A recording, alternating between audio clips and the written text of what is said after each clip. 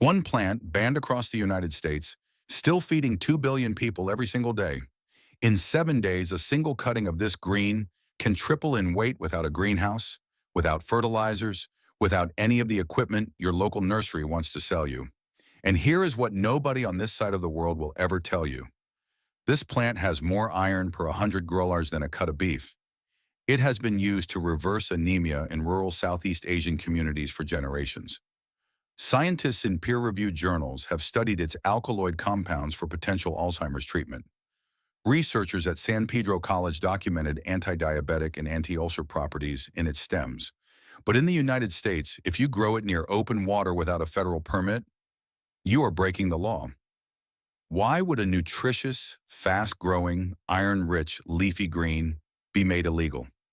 That question will become very important in about 3 minutes.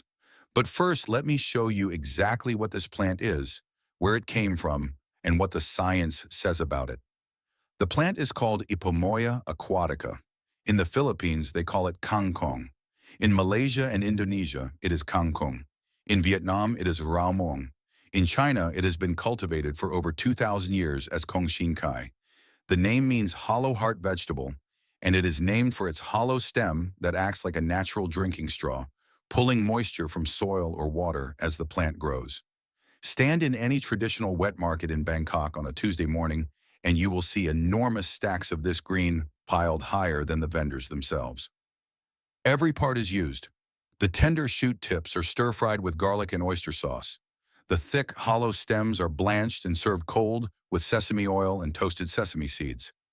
In Burmese cooking, it goes into fermented tea leaf salad. In Lao cooking, it shows up in soups. In Cambodia, it is one of the first vegetables children learn to recognize before they learn to read. This is not a niche crop. It is a food staple woven into the daily diet of billions of people across Southeast Asia, East Asia, and parts of Africa and South America.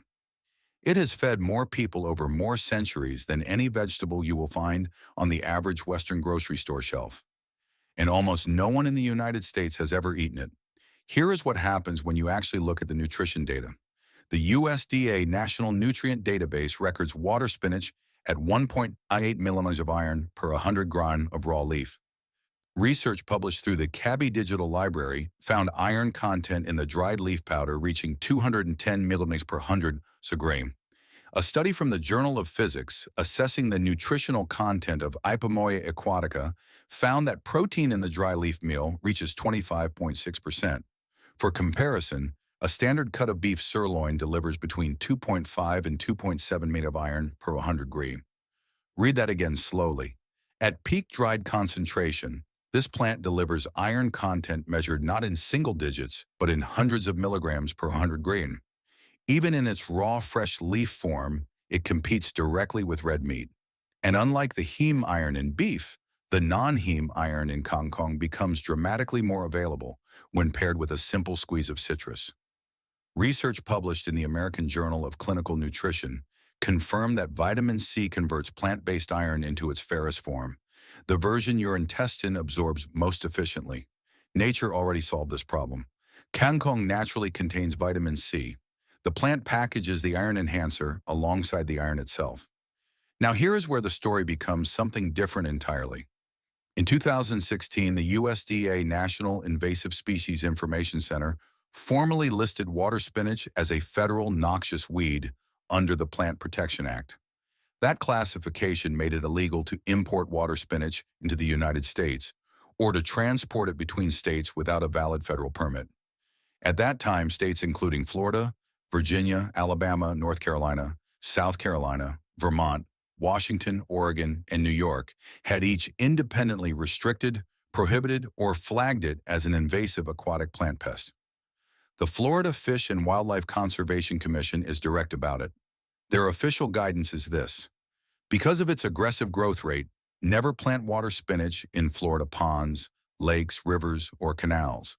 Possession of water spinach is prohibited without a special permit. Let that land. A plant that doctors in Southeast Asia recommend for patients with anemia. A plant that researchers in Davao City publish pharmaceutical studies on for Alzheimer's treatment. A plant that Ayurvedic practitioners have used for liver health and jaundice management for centuries. A plant that delivers more iron per serving than a hamburger. That plant is illegal to possess in the state of Florida. And here is the part they do not explain in the government literature. Water spinach was not always banned in the United States. It was introduced deliberately. Researchers and agricultural agencies brought it in during the 1950s as a potential crop. They recognized exactly what communities across Asia had known for 2,000 years. This thing grows fast, yields heavily, requires almost no input, and is extraordinarily nutritious. Then it escaped cultivation. It spread into waterways. It formed dense floating mats across canals and rivers. Those mats shaded out submerged native vegetation, slowed water flow, and created stagnant zones ideal for mosquito breeding. The ecology side of the story is real. The concerns are legitimate. Water spinach in an open Florida waterway is genuinely problematic for native species. But here is where the conventional response falls apart completely. The answer to an invasive plant problem in open waterways is not to make the plant illegal to grow in a container in your backyard garden. It is not to make it impossible for health-conscious households to access one of the most iron-rich, fast-growing food plants in the world. It is not to erase a vegetable from an entire nation's culinary memory simply because it grows aggressively in unmanaged ecosystems. The scientific literature on kangkong's nutritional value is not subtle. Research published in PubMed Central through the National Institutes of Health in 2023 confirmed rich chemical and biochemical composition in Ipomoea aquatica, along with significant antioxidant activity. A 2021 PubMed Central study on lyophilized water spinach powder found antioxidant activity of 77.25% and high total phenolic content. Research from UCSI University in Malaysia documented that water spinach is used in traditional medicine specifically to treat diabetes in pregnant women, as a sedative to promote natural sleep, and as a treatment for jaundice and liver conditions. These are not folk remedies passed along without evidence. These are documented, peer-reviewed observations of what people already knew from centuries of use. Now let me show you the number that changes everything about this conversation. According to cultivation research corroborated by multiple guides from Southeast Asia, kangkong grows at approximately 10 centimeters per day under warm, humid, well-watered conditions. That is not a typo. 10 centimeters every 24 hours. In 7 days, a single established cutting can triple its above-ground biomass. No other leafy vegetable available to home growers in the temperate world matches that rate under comparable conditions. For context, spinach takes between 40 and 50 days from seed to harvest. Kale takes between 55 and 75 days. Lettuce takes 30 to 45 days. Kangkong from a cutting placed in a glass of water on your kitchen counter in a warm room will show visible new growth within 24 hours. Within a week, it has tripled. This is not a plant with a growing season. This is a plant with a growing hour. Now, I want to come back to the iron question because there is one more layer most people never hear. The World Health Organization estimates that iron deficiency anemia affects approximately 1.62 billion people globally. It is the single most prevalent nutritional deficiency on the planet.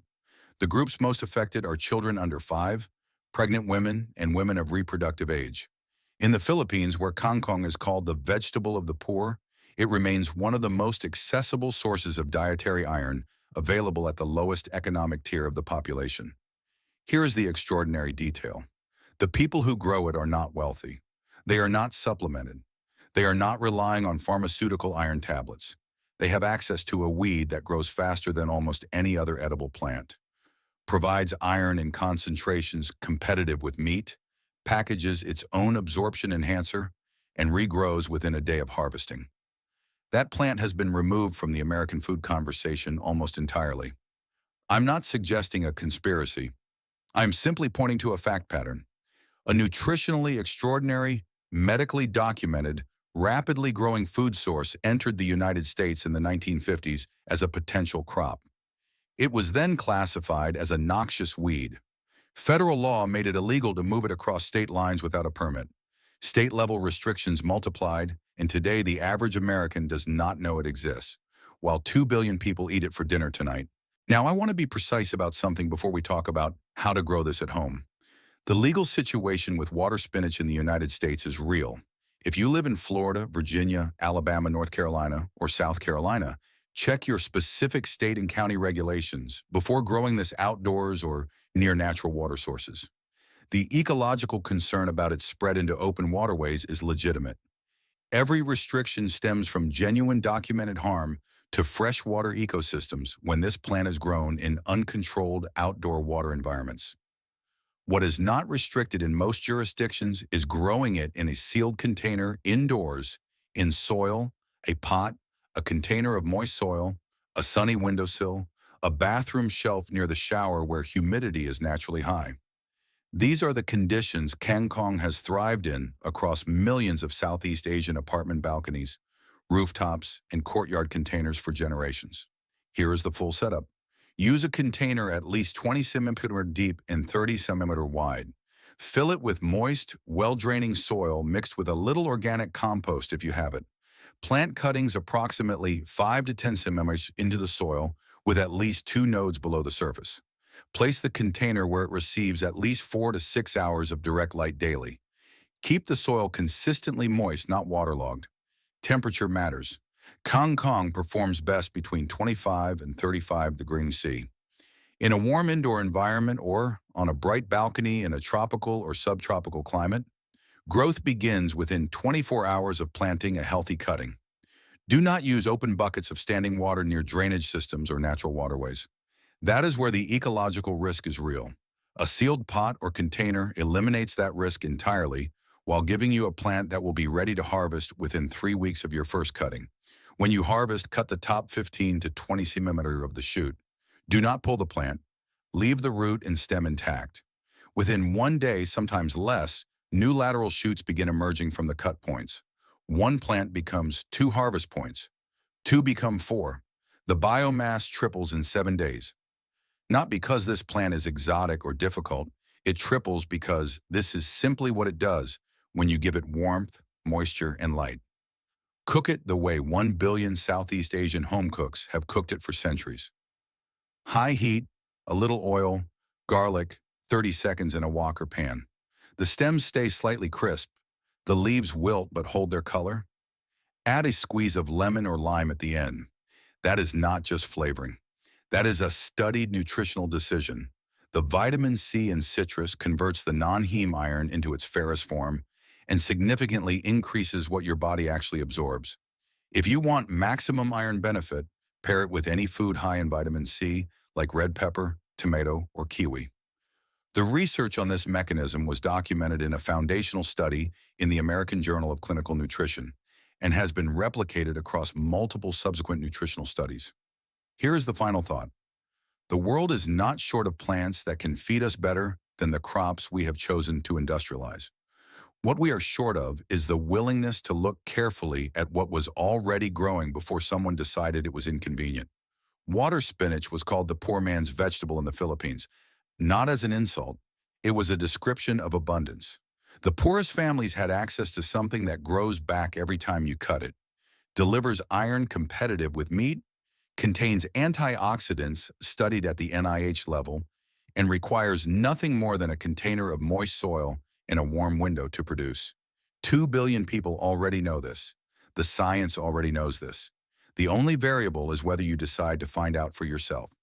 If this story changed the way you look at the weeds in your world, please like this video and leave a comment below with one plant you want me to go this deep on next. Subscribe so you do not miss the next one. We are uncovering the history and the nutrition that they have tried to overlook. Join us in planting a different future. The next hidden treasure will be revealed soon.